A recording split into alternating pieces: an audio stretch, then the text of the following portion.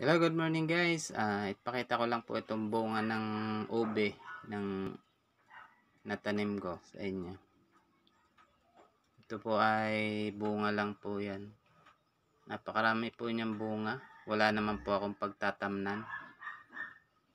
Sa loob po ng isang taon yan, malaki po ang inilalaki masyado niyan. Ito po. Ayan. Sa loob po ng isang taon, ganyan po yung kalaki. Yan. Ganyan. Kaya po nakakatuwa siya.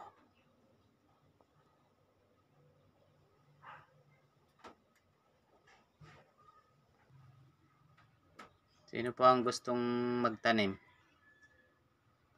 Bibigyan ko. Yan. Yung bunga. Sa loob lang po ng isang taon, may malaki na po. Marami na po kayong ube. Maganda po siya.